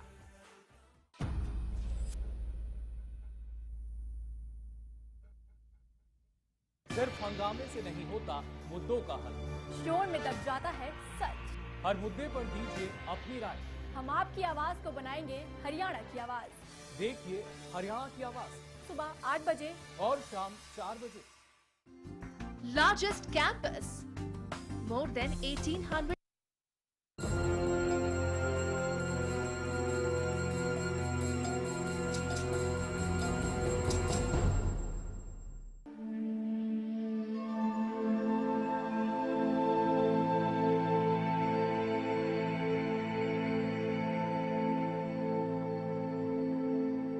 क्या किसान इंसान नहीं है? सुनता क्यों भगवान नहीं है? जब एक राजनेता किसान की मौत का मजाक बनाता है तो सवाल आज की राजनीति पर खड़े होते हैं। सवाल आज के नेताओं की सोच पर उठते हैं। अंबाला से बीजेपी सांसद रतनलाल कटारिया ने किसानों की मौत पर विवादित बयान देते हुए कहा कि ओलावृष्टि से चिड़िया को जुकाम तक नहीं हुआ, फिर इतना ढिंढोरा सरकार के खिलाफ किस लिए? किसानों की आत्महत्या को जब राजनीति में तुलना का विषय बनाया जाता है तो ऐसी राजनीति और ऐसे सियासतदानों की सोच पर कई सवाल खड़े हो जाते हैं। भला जिस ओलावृष्टि में लाखों किसानों की फसल बर्बाद हो गई, उस ओलावृष्टि पर सांसद जी को किसानों से ज्यादा चिड़िया की सेहत का ख्याल है। रतनलाल कटारिया सिर्फ एक ऐसे नेता नहीं जिनके बोल बिगड़े हों। केंद्रीय मंत्री नितिन गडकरी खुद भी ये कह चुके हैं कि देश के किसान को सरकार और भगवान पर भरोसा नहीं करना चाहिए। हरियाणा न्यूज इस तरह के तमाम बयानों के खिलाफ प्रमुखता से आवाज उठाता है, क्योंकि जिस देश में 60% आबादी खेतीबाड़ी पर निर्भर करती है, वहाँ ऐसी सोच के लिए कोई जगह नहीं। किसानों का हाल, मुआवजे का मजाक, किसानों की आत्महत्या का सिलसिला किसी से भी छिपा नहीं है। गेहूं लेकर आया था जी मंडी में, अब यहाँ कोई खरीदने वाला नहीं जी ने, जो भी खरीदने वाले आ रहे सब कहते हैं मॉइस्चर है मॉइस्चर है। सरकार वादे करे 14% के वही मॉइस्चर लेंगे, या 12% भी नहीं ले रहे, 12% तक पास करे, उसके ऊपर पास नहीं कर रहे, ऊपर तो राम जी % लग रहा है जी। कित लेके जावा जी ने बताओ, घर आगे की जगह नहीं, मंडी में सरकार नहीं खरीदती, किसान तो मारे के पहले मर रहे हैं और सरकार मारने लग रही जी। 15 अप्रैल यानी आज गिरदावरी की आखिरी तारीख है, लेकिन आखिरी तारीख फिलहाल अंतिम नहीं। ऐसा इसलिए क्योंकि अभी भी कई जिले, कई जगह ऐसे हैं जहां गिरदावरी तो क्या पटवारी फसलों का जायजा लेने तक नहीं पहुंचे हैं। इस तरह के कई मामले हैं जिसके आधार पर ये कहा जा सकता है कि सरकार भले ही वादों के कई 100 तीर चला ले, लेकिन एक भी तीर वादों के आसपास भी नहीं टिक पाता। किसानों के खेतों की गिरदावरी नहीं हो रही है, गांव में पटवारी नहीं है, और जिला प्रशासन और तहसीलदार सरपंचों के माध्यम से, नंबरदारों के माध्यम से बंद कमरों के अंदर फसल का जो नुकसान है उसका आकलन लिख रहे हैं। बहरहाल हरियाणा न्यूज किसान बचाओ मुहिम में हर एक किसान के लिए इंसाफ की मांग करता है, क्योंकि हमारे देश में एक जवान अगर देश की रक्षा में खुद की जान दे देता है तो एक किसान भी लोगों का पेट भरने के लिए खुद की परवाह नहीं करता। भरत श्रीवास्तव के साथ ब्यूरो रिपोर्ट, हरियाणा न्यूज। ऐसा हम आह भरते हैं तो हो जाते हैं बदनाम, वो कत्ल भी कर दें तो चर्चा नहीं होती। अरे महाराष्ट्र में कांग्रेसियों ने अपने टाइम में 10,000 किसानों की आत्महत्या करवा दी एक नागपुर प्रखंड के अंदर, और सारे देश में 3 लाख की आत्महत्या करवा दी। जब तो कुछ है हमारे टाइम में भी आज चिड़िया को भी खाम लिया मेरे यार। ऐसा हम आह भरते हैं तो हो जाते हैं बदनाम, वो कत्ल भी कर दें तो चर्चा नहीं होती। अरे महाराष्ट्र में कांग्रेसियों ने अपने टाइम में 10,000 किसानों की आत्महत्या करवा दी एक नागपुर प्रखंड के अंदर, और सारे देश में 3 लाख की आत्महत्या करवा दी। जब तो कुछ है हमारे टाइम में भी आज चिड़िया को भी खाम लिया मेरे यार। और हमने कहा था कि 15 अप्रैल तक सभी डिप्टी कमिश्नर महोदय जो हैं वो 15 अप्रैल तक गिरदावरी को कंप्लीट करें। आज तक की जो हमारी रिपोर्ट यह है कि पूरे हरियाणा में गिरदावरी का कार्य जो है लगभग पूरा किया जा चुका है, और अभी उनके जो आंकड़े हैं उनको इकट्ठा किया जा रहा है, और जल्दी ही ये रिपोर्ट राज्य सरकार के पास में होगी। और जैसे ही राज्य सरकार के पास में रिपोर्ट आती है तो हम हमारी कोशिश होगी, हम तुरंत ही इसको जो है मुआवजे की जो राशि है वो डिप्टी कमिश्नर तक पहुंचाएं, ताकि वो आगे जो है जिन किसानों की फसल खराब हुई हो उनको वो राशि को, उस मुआवजे को बांट सके। किसानों के खेतों की गिरदावरी नहीं हो रही है, गांव में पटवारी नहीं है और जिला प्रशासन और तहसीलदार सरपंचों के माध्यम से, नंबरदारों के माध्यम से बंद कमरों के अंदर फसल का जो नुकसान है उसका आकलन लिख रहे हैं। कुदरत की मार पड़ रही है, सरकार की मार पड़ रही है, कहीं गिरदावरी नहीं हो रही, किसान आत्महत्या कर रहे हैं। किसान अगर वो परेशान होगा, अगर पहुंचते हैं फिर आश्वासन देते हैं बोला ठीक है दोबारा करवा देंगे, बस यही है लास्ट शब्द उनके पास। अमित जो है ना खेती के कारण परेशान हो गए, इसने ये कदम उठाया है 3 दिन पहले। जी हाँ, बिल्कुल। तो आपको सब कुछ दिखाया भी और आपको सब कुछ सुनाया भी, और पिछले काफी दिनों से लगातार हम ये मुहिम चला रहे हैं और बता भी रहे हैं कि हालात क्या हैं। दिलीप सिंह जी जो राजस्व के सचिव है, वो कहते हैं कि 15 अप्रैल की डेडलाइन थी, गिरदावरी आज पूरी हरियाणा में हो चुकी है लगभग। लेकिन हमारे पास जो रिपोर्ट्स हैं, जो आ रही हैं खबरें, उसके हिसाब से बहुत सी जगह गिरदावरी नहीं हुई है।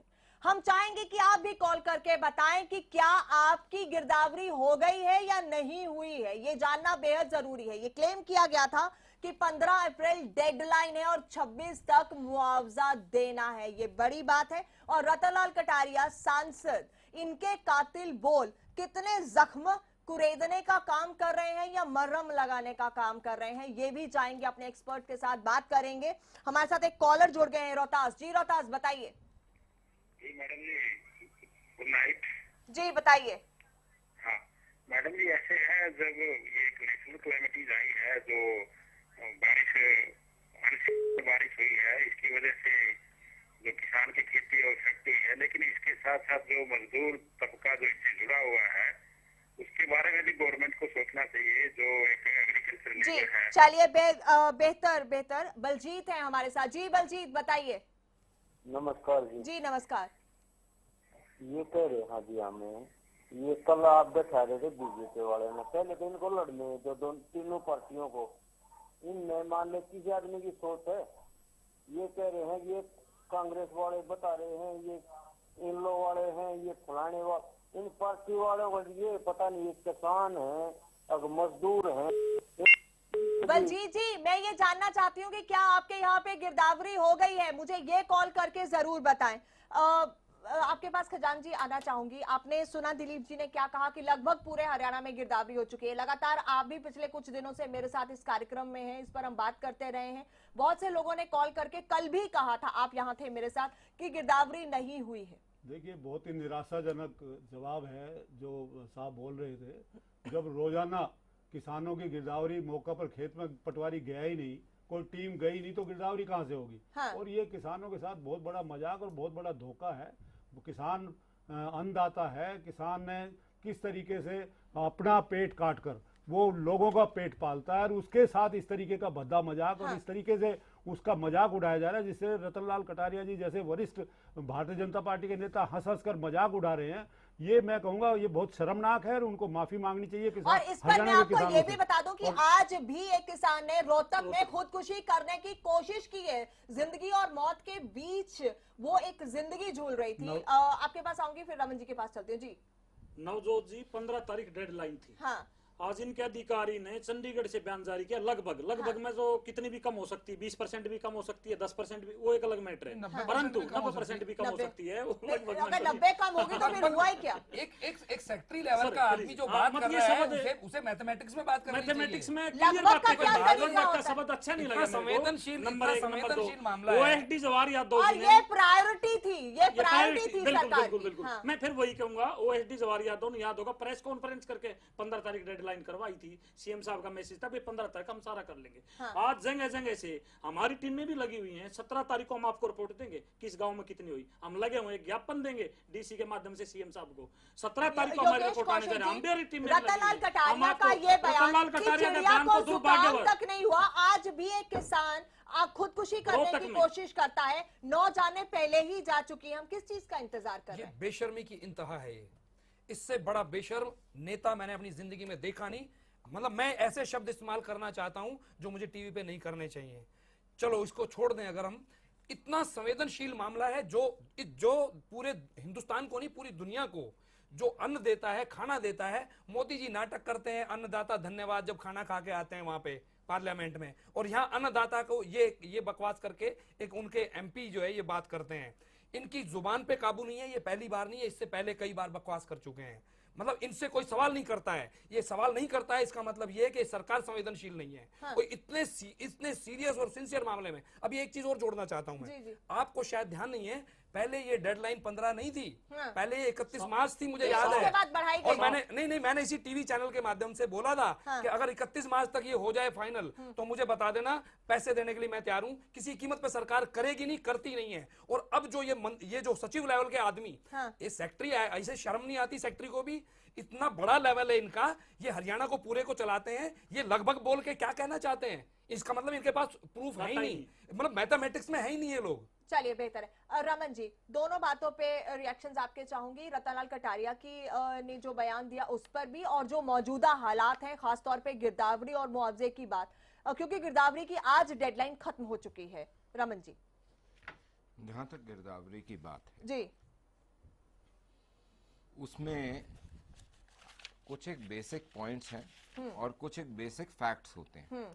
आपके पास रेवेन्यू डिपार्टमेंट के अंदर जितने लोग हैं, अगर आप ये उनसे एक्सपेक्ट करें कि वो हर जगह प्रेजेंस दे के, फिजिकल प्रेजेंस दे के हर जगह वो काम कर लेंगे, तो वो मैन पावर रिसोर्स के हिसाब से अगर आप चलिएगा तो आप शायद नहीं कर पाएंगे। उसकी वजह ये है क्योंकि लिमिटेड मैन पावर है और बहुत बड़ी लैंड है, तो एक एक जगह नहीं जा सकते, लेकिन एक एक एरिया के अंदर विजिट करके वो उसका एक लेखा जोखा बना सकते हैं।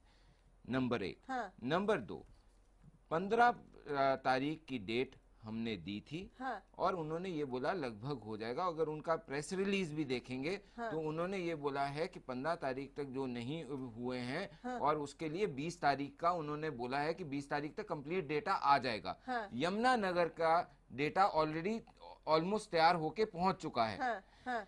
पॉइंट इतना सा होता है कि जो आप काम कर रहे हैं उसमें जरा सा ऊपर नीचे अगर होता है एक आध दिन का, हमने टाइम दिया अपने आप को, हम कर रहे हैं और हम करके दे रहे हैं। हाँ। और उसके बाद आपने ये भी नोटिस करा होगा कि उन्होंने ये बोला है कि जी एक बारी ये जब हो जाता है सारा काम, हाँ, तो आप कोशिश ये करिए कि 72 घंटे के आसपास में आप इसको रिलीज भी करिए। उसके अलावा उन्होंने उसको पारदर्शी बनाने के लिए क्लास 1 ऑफिस क्लास अपना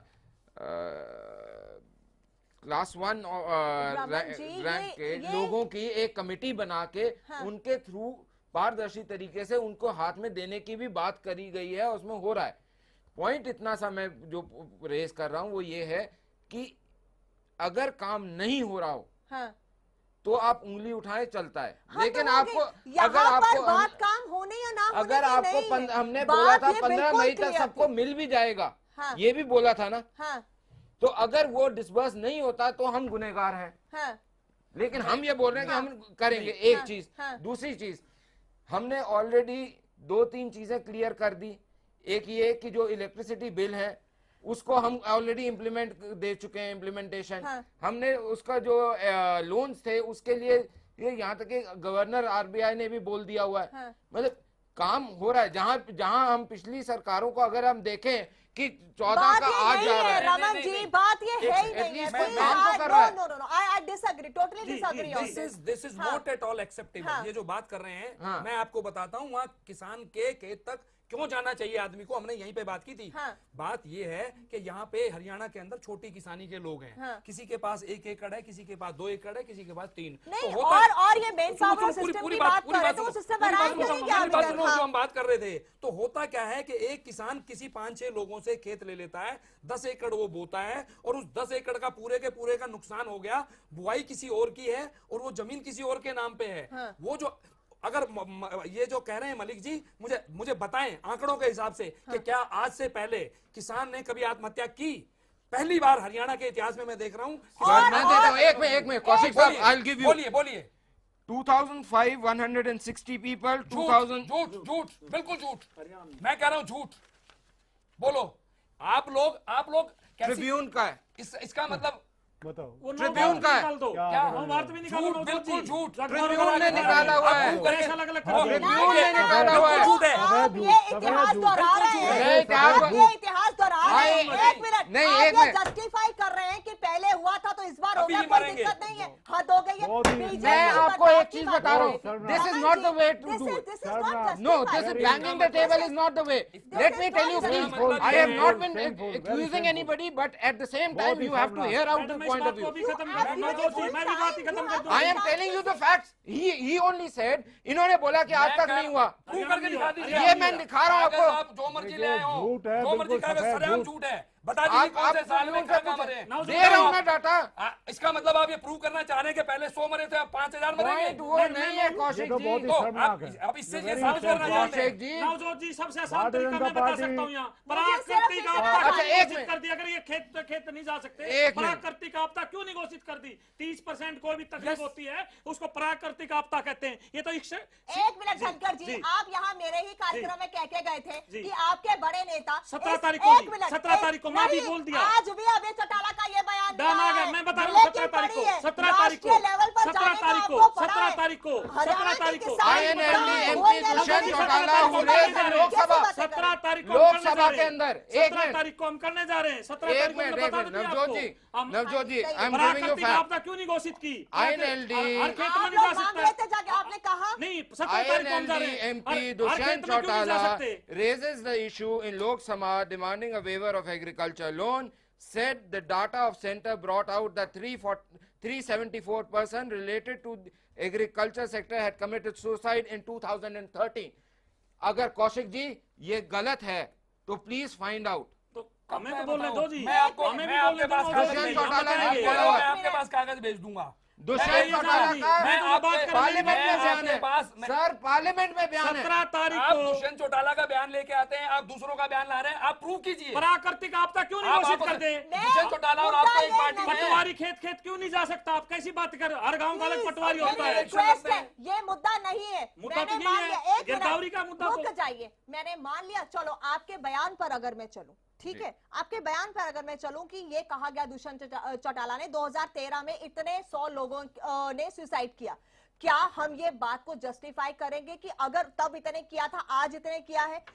हम ये जस्टिफाई नहीं करने के लिए बैठे, क्योंकि किसी की मैं जिंदगी ये नहीं चाहता, हाँ। ना मेरी ये पार्टी चाहती है कि एक भी व्यक्ति हाँ सुसाइड कमिट करे। हाँ सुसाइड कमिट करने के लिए अगर आप बात करना चाहें, मैंने उस पे भी आज बहुत रिसर्च करी है, 3 रिपोर्ट्स पढ़ के आया हूं। हाँ। और मैं अगर आप चाहोगे तो उसमें रीजनिंग जो दी हुई है उन रिपोर्टों में 300-300 400 पेजों की रिपोर्ट है, मैं वो भी आपको आंकड़े भी दे सकता हूं। पॉइंट मेरा सीनियर है रतनलाल कटारिया जी जो बोल रहे हैं बेशर्मी से आपसे। सर आप जिस तरीके के लफ्ज इस्तेमाल कर रहे हो वो भी मैं कोई लफ्ज अच्छे कह नहीं रहा हूं, है। मैं कह रहा हूं इससे गंदे लफ्ज इस्तेमाल होने चाहिए ऐसे आदमी के लिए। आपको कहना चाहिए माफी मांगो इसे किसानों से। आपको कहना चाहिए आपको कहना चाहिए इतिहास माफी में इशू पे आपको बोलने मांगो। दो। बीच में खड़ा होना है। इतिहास में आदमी जो बोल रहा है शर्मनाक कोई बात है आदमी नहीं उन्होंने बोलेगा। चलिए उनकी उस पर टिप्पणी लेते हैं। रतनलाल कटारिया ने जो कहा उस पर आपका क्या कहना है? मेरे को ये लगता है कि जो कंपैरिजन वो दिखा रहे थे, अबल तो उसमें कंपैरिजन की कोई स्कोप नहीं है। हाँ। लेकिन अगर वो कंपैरिजन भी दिखाना चाहते थे तो संवेदनशील लफ्ज इस्तेमाल करने चाहिए थे, इस तरीके के नहीं करने चाहिए थे। ये कंपैरिजन मलिक जी, मैं माफी चाहता हूं आपसे हाथ जोड़ के। आप मुझे बताइए क्या वो सच भी बोल रहे थे? इतनी बेशर्मी से झूठ, और झूठ भी इतने गंदे तरीके से, क्या उनको मैं बड़े प्यार से अदब से उनको कोई बात करूं? या कोई भी किसान करेगा? इस बात बेचारे को कह जिसके रहे घर हैं में कि इस तरह आत्महत्या के हुई है, शब्दों का जिसकी इस्तेमाल पूरी नहीं की होना पूरी फसल बर्बाद हुई है। मैं अभी 2-3 दिन पहले घूम के आया हूं, आप जाके देखिए खेत में किसान का बेचारे का हाल क्या है। वो देख के ही मतलब आत्महत्या छोड़ो, हार्ट अटैक हो सकता है खड़े होकर देख के उसका बेचारे का, और उसके बारे में ऐसी बातें करते हैं आपके ये। सर मैंने अभी आपको क्या बोला कि ऐसे लफ्ज नहीं इस्तेमाल करने चाहिए थे। इससे ज्यादा मैं आपको क्या बोलूं? आपको वाली आप लैंग्वेज बोलिए कि वो माफी मांगे। आप चाहते हैं कि वो माफी मांगे क्योंकि पब्लिक के बीच में आपको खड़े होना है, वो तो वहां पे बैठे रहेंगे और अगला इलेक्शन शायद वो हार भी जाए। आपने अपनी अभिव्यक्ति प्रेस करी, मैंने उन्होंने जो बोला, मेरे से जो जवाब मांगा गया, सवाल पूछा गया, मैंने उसका जवाब दिया है। तो क्या आप नहीं चाहते कि इन शब्दों पे माफी मांगी जाए? मैं तो ऑलरेडी उसका शब्दों को गलत बोल चुका हूँ। शब्दों को गलत बोलना माफी नहीं है। खजान सिंह जी, आपने बार बार कहा आप अपने लफ्जों पे माफी मांगना चाहे वो आपका विवेक है, रतनलाल मेरा विवेक थोड़ी हो सकता है। चलिए, एक कॉलर मेरे साथ है, काफी सारे कॉलर्स हमारे साथ जुड़े हुए हैं। प्रताप जी हैं। जी प्रताप जी बताइए। प्रताप, आप सुन पा रहे हैं मेरी बात? धर्मेंद्र जी बताइए। जी धर्मेंद्र जी बोलिए। जो यार न्यूज चल रही है इसमें आप कह रहे हो गिरदौड़ी हो रही है, कोई गिरदौड़ी नहीं हो रही जी। तो के अंदर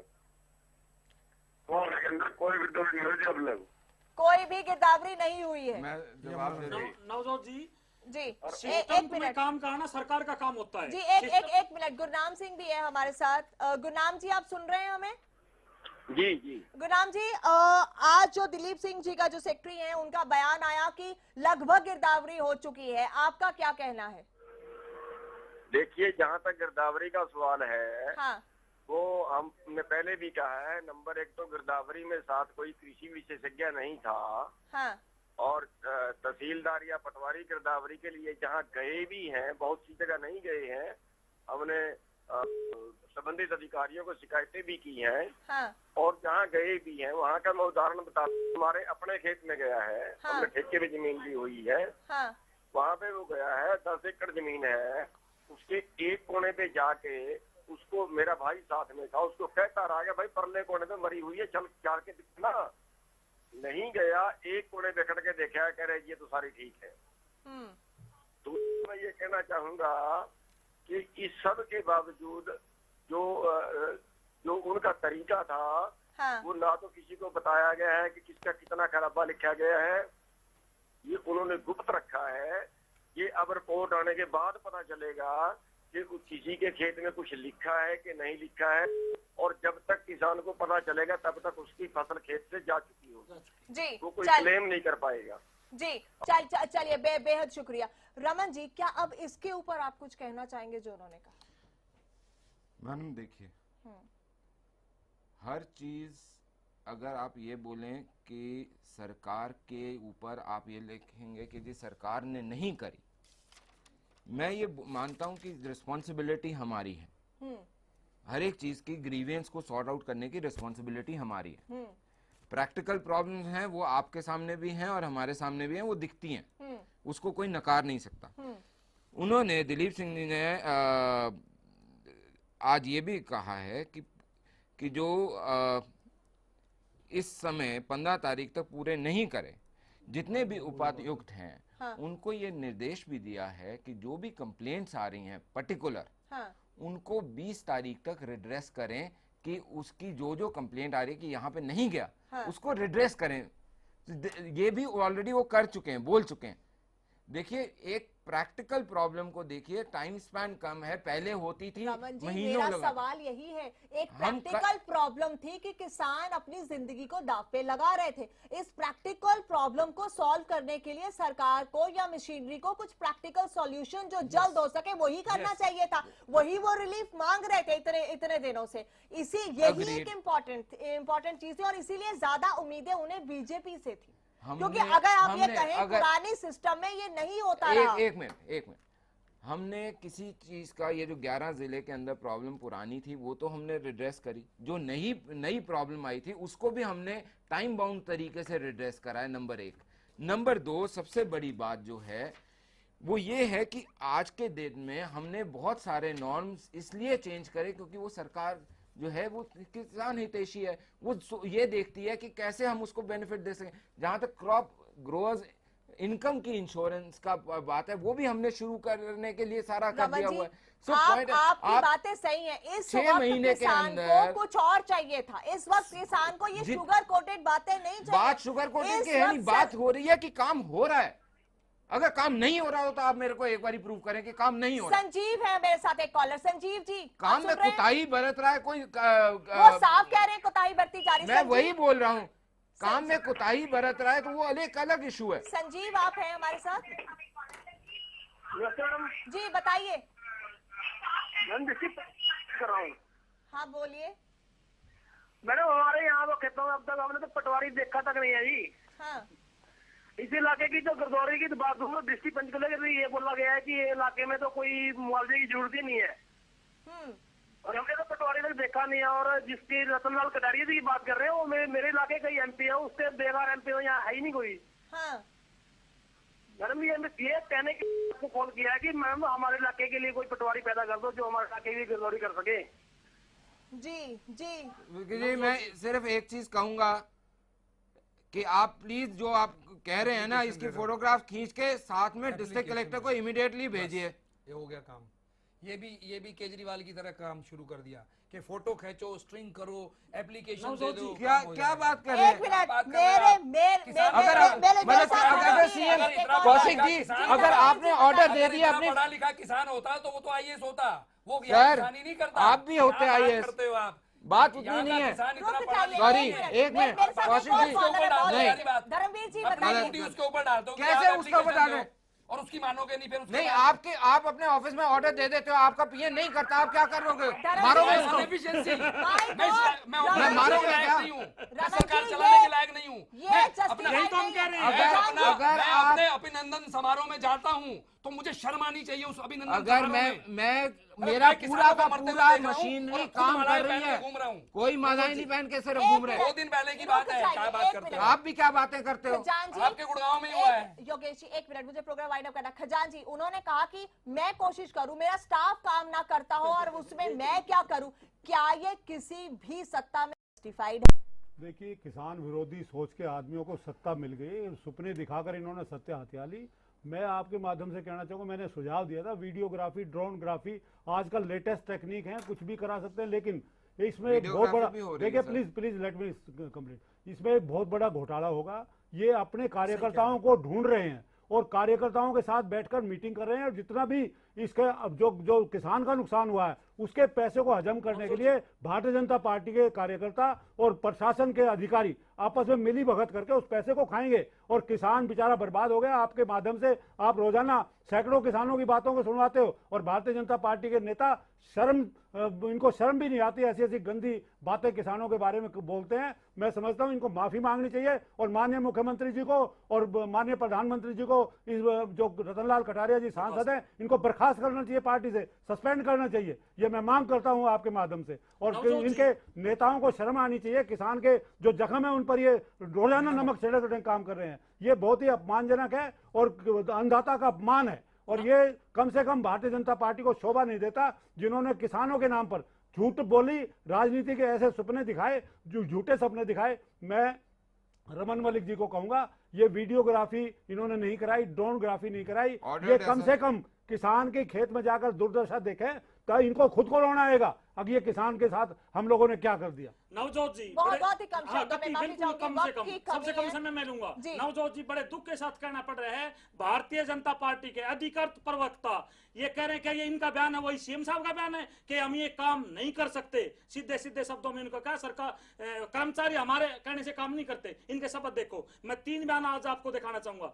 भूमि अधिग्रहण बिल लाना बहुत जरूरी था, पहले किसानों के आंसू पूछ लेते। आपको अच्छी तरह पता होगा, उस पे बात नहीं, मैं सिर्फ किसानों के मुद्दे ये जमीन ही तो लेना चाह रहे हैं, ये गिरदावरी ना करके पैसा ना देके किसान का बाईपास जमीन ही तो लेना चाह रहे हैं। भूमि अधिग्रहण सीधा सीधा गिरदावरी से जुड़ा हुआ है, मुआवजे से जुड़ा हुआ है। मेरे तो ये शब्द है सीधे सीधे। और रही रतनलाल कटारिया जी को, अगर कहीं भी अगर अनुशासन की बातें भारतीय जनता पार्टी करती है, सबसे पहला काम आज ही रतनलाल कटारिया जी को पार्टी से बाहर निकाल देना चाहिए, तो प्रदेश की जनता माने कि भारतीय जनता पार्टी शायद कुछ कर रही है। चलिए बेहतर, मेरे साथ एक कॉलर है, उसके बाद फाइनल कमेंट्स के लिए रमन जी के पास चलूंगी। एक कॉलर है मेरे साथ, जी बोलिए।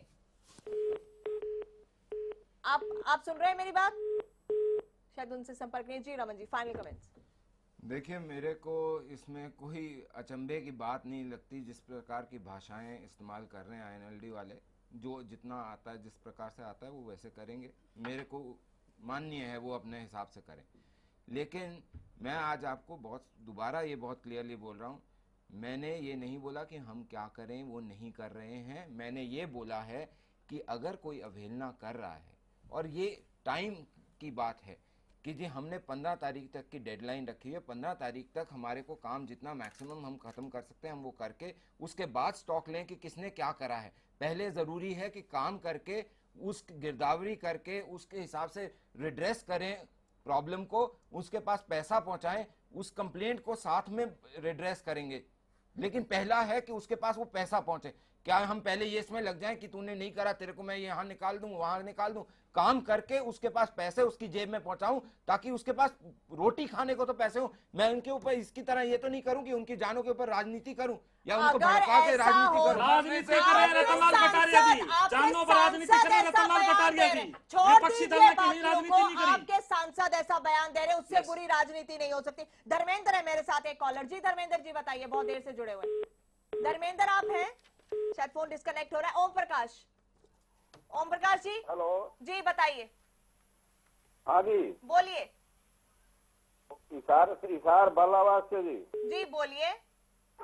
ये जो है ना नहरी पटवारी की गिरदावरी आंकड़े ठाके कलेक्टरी पटवारी ने ये सारा जो है ना ये गिरदावरी के जो आंकड़े झूठे पेश किए हैं। कोई गांव में गया नहीं, पटवारियों की कमी है। 4-4, 5-5 गांव एक पटवारी के पास हैं और जो है ना ये सिर्फ कागजों में जो है ना झूठी गिरदावरी दिखाई गई है, खेत खाली दिखाए गए हैं जबकि मौके पर फसल सारी खराब हुई है। हाँ। और जो है ना कोई भी गिरदावरी जो है ना खेतों में जाके पटवारी ने नहीं की। पटवारी की भारी कमी है और जो है एक पटवारी के पास 5-5, 6-6 गाँव हैं। जी चलिए बेहतर मेरे साथ जीत है क्योंकि वक्त की बहुत कमी है, बहुत देर से वो लाइन पर है इसलिए उनसे बात करनी जरूरी है। जी जीत बोलिए। तो अभी बीजेपी सरकार ने किसानों का दुश्मन बन करके सिद्ध कर दिया है। पहले तो जो ना भूमि अधिग्रहण अध्यादेश चलिए बेहतर जीत। मैं क्योंकि वक्त की कमी है, फाइनली आपने कॉलर्स भी सुने और जो लोगों की हमारे पास स्टोरीज भी आई हैं, आज हर जगह से गिरदावरी नहीं हुई है, आपने सबकी बातें सुनी। बहुत ही शॉर्ट में कंक्लूड करना चाहूंगी। 15 की आज की जो डेडलाइन है वो भी खत्म हो चुकी है, फिर भी रमन जी कह रहे हैं कि 20 तक और भी काम होता रहेगा। पैसा देना जरूरी है, पहले वो चले जाए। वो तो सभी शुरू से कहते रहे हैं कि पहले आप उनको कंपनसेशन दे दीजिए, तो आप नेचुरल डिजास्टर डिक्लेयर करके भी कंपनसेशन दिया जा सकता था।